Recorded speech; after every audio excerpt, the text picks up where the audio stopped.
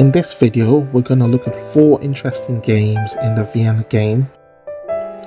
In game 1, we'll look at the max Lange defense. In game 2, we'll look at the Frankenstein Dracula variation. In game 3, we'll look at the Stanley variation. In game 4, we'll look at the Three Knights variation. Game 1. This was a game between Alekhine and Lugowski in a simul in Belgrade in 1931. So after the opening moves e4, e5, knight to c3, knight to c6, introducing the max Lange defense, Alekhine continued with bishop to c4, standard reply, and after bishop to c5, played the critical queen to g4. Now already the g7 pawn is on the threat. Here Lugowski made the first inaccuracy in the game. He played queen to f6, presumably thinking he was okay, considering he's attacking f2 and defending g7 at the same time. However, if we go back and move, the recommended move in theory nowadays is to move pawn to g6, leading to acceptable games for black. Just going back to the position, after queen to g4, Lugowski played queen to f6, but this was met by the instructive knight to d5, ignoring the pawn on f2, because it turns out that after queen takes f2 check and king to d1, black is the one who has to worry about the weak squares around his king. So the pawn on g7 is weak, the pawn on c7 is weak, he can't defend both. So he played king to f8, but then came knight to h3, attacking the queen on f2, and after queen to d4 and pawn to d3, black had to be wary of the threat pawn to c3 trapping his queen. So he played bishop to b6 to create an escape square for the queen, but then rook f1 indicated white's aggressive intentions, and so we can see there's a bit of pressure on the f7 pawn. Lugowski played knight to d8 to try and add another piece to the defense of the pawn. But after the next few moves, knight g5, attacking the pawn a second time, Lugowski played knight h6, again defending the pawn. But then queen h4 was played, and then it turns out he was in a really critical position. He played pawn to d6 and resigned, presumably because he saw the finish. It's actually checkmate in 4 for white. So the sequence is knight e6 check, and now black has only 2 responses: knight takes or bishop takes. Knight takes e6 is the stronger of the 2, but after queen e7 check, king g8, queen e8 check, knight f8, knight e7 would be checkmate. Going back to the position after knight to e6 check, the other trial was bishop takes e6, but after queen to e7 check and king to g8, we see an even quicker finish with queen to e8 checkmate. So that was a nice game in the max Lange defense. In game 2, we'll look at the Frankenstein Dracula variation in a game between Bustafel and Van Giffen from 2003. So after the key opening moves in the Vienna game, Van Giffen with the black pieces played the popular knight to f6, and after bishop to c4 played knight takes e4. Now the point of this sacrifice, temporary sacrifice, is that if knight takes e4, d5 will regain the piece with a good position for black. So going back to the position after knight takes e4, white correctly played queen to h5, threatening checkmate on f7, and threatening to win the pawn on e5 as well. And knight d6 was played, and this is an important point of the position. Some people have played queen takes e5, but I don't like this move because it leads to too many exchanges. So if we just go back to the position after knight to d6, I think the stronger continuation for white here is to play bishop to b3, and now we see that white has a strong threat here. So for example, if he had an extra move, he could play this move, knight to b5, and the idea is he's trying to deflect the knight from the defense of the f7 square. And the only other way black can defend the pawn on f7 is to go queen f6, but that loses to knight takes f6 and knight takes c7 check. So going back to the position after bishop to b3, black has to be careful. His only move, or his best move in this position, is bishop to e7. I just need to point out quickly, if he played knight to c6, we see our idea in action, knight to b5. Black would probably have to play g6 to stop the checkmate threats. But after queen to f3, renewing the threats on f7, f5 is probably black's best move in the position. But then again, after queen to d5, we see that threat again on f7. And the only way to defend it, I mean, considering knight takes d6 check is looming, would be to play queen e7. But after knight takes c7, yeah, white clearly has the better game. Going back to the position, the key position after queen to h5 and bishop to b3, the correct move for black here is bishop to e7. And now after queen takes e5, castles kingside and knight f3, we actually see an instructive continuation in this game. Black tried bishop to f6, and presumably with the idea of, giving check on e8. White had to play queen to f4 to avoid the queen from being pinned to the king.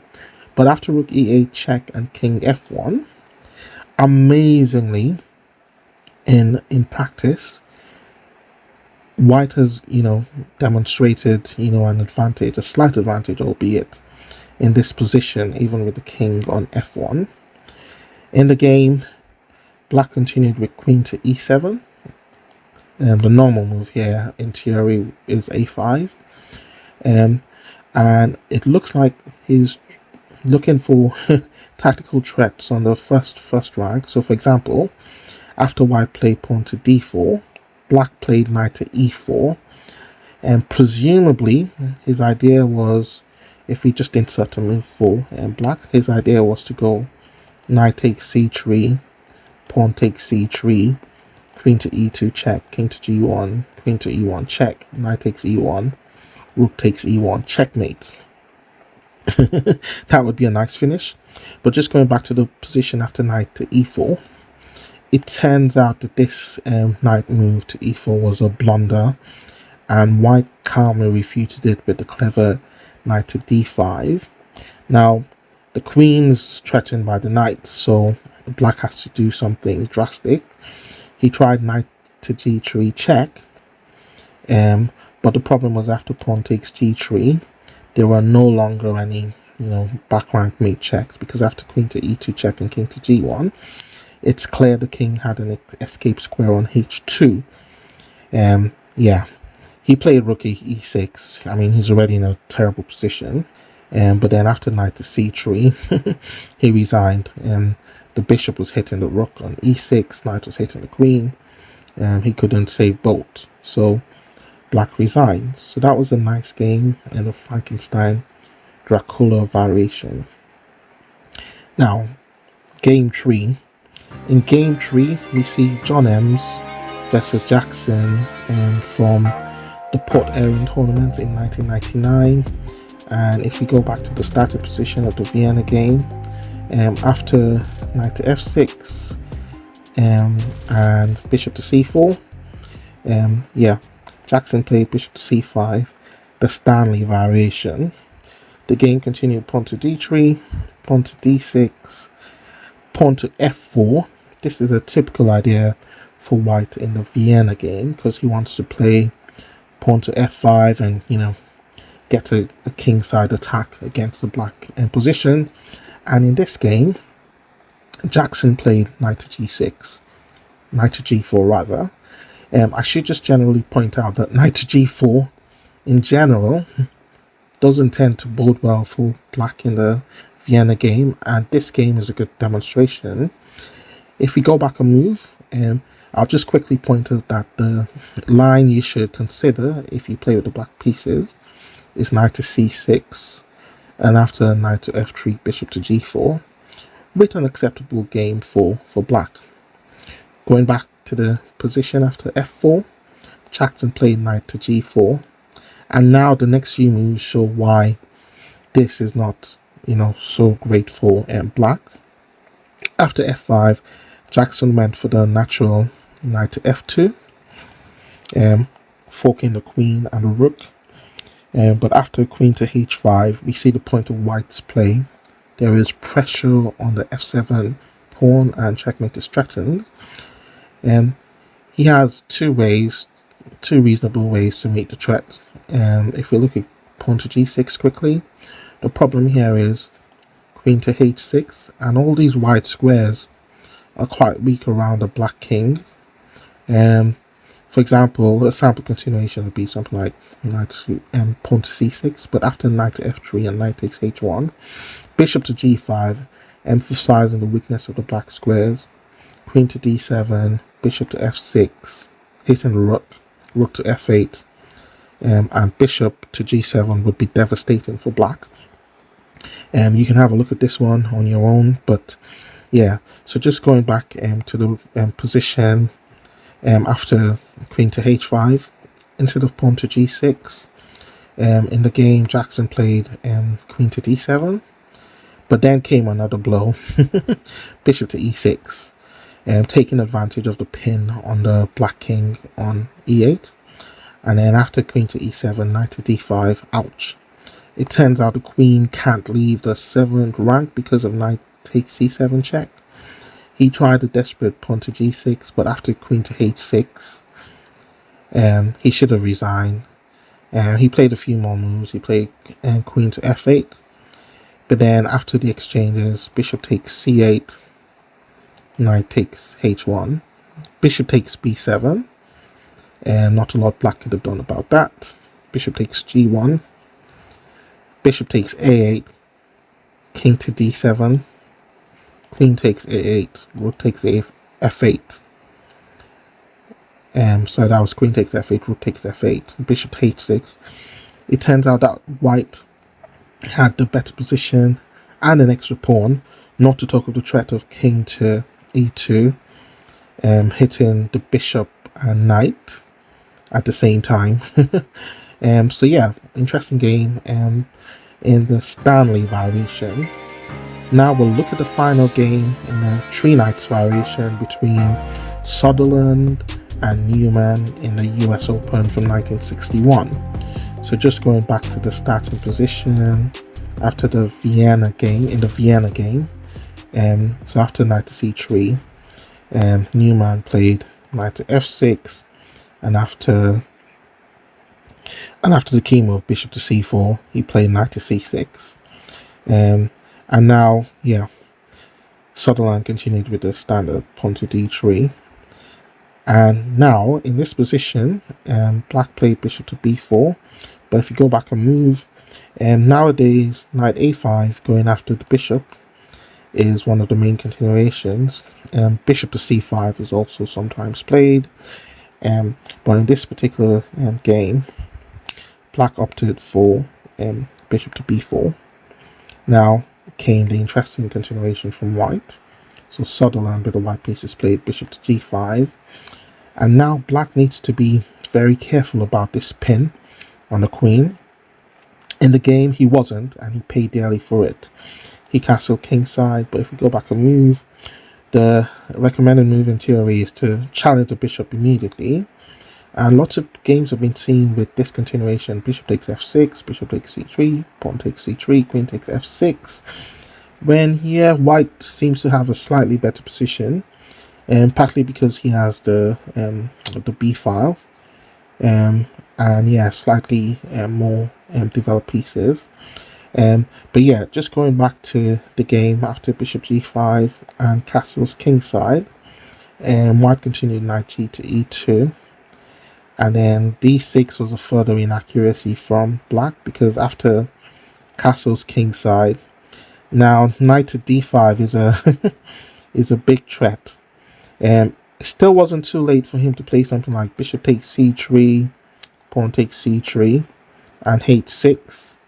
But just going back to the position, here black made the final blunder in the game. He played knight to a5. This allowed knight to d5, and it's obvious that, yeah, exchanges are going to happen on f6. Black's going to end up with a double pawn on f6, and usually it's not very good. It doesn't bode well for black in these sorts of positions. Newman with the black pieces tried a few moves. Knight takes c4, gaining the bishop pair for what it's worth, but after pawn takes d4, bishop to c5, knight to g3, bishop to e6, trying to get rid of the knight on d5 didn't really help, because knight h5 was played, further emphasizing the importance of this pin on the diagonal. Bishop takes g5, d5, sorry, was met by the count bishop takes f6, and after pawn takes f6 and queen to g4 check, there's inevitable checkmate on g7. So black resigned. So yeah, so that was the fourth of the 4 games. So just a quick recap. In this video, we looked at 4 variations in the Vienna game. So we looked at after knight c3, we looked at knight c6, introducing the max lunge defense. And going back, we also looked at the Frankenstein Dracula variation after knight f6 and bishop to c4 and knight takes e4. We saw some interesting ideas. And going back a move, and we also looked at bishop to c5 with some interesting ideas in the game. And going back another move, we also looked at knight to c6 and the 3 knights variation. And I hope you learned something from these videos. If you like, please don't forget to subscribe and share, and I hope to see you on the next one.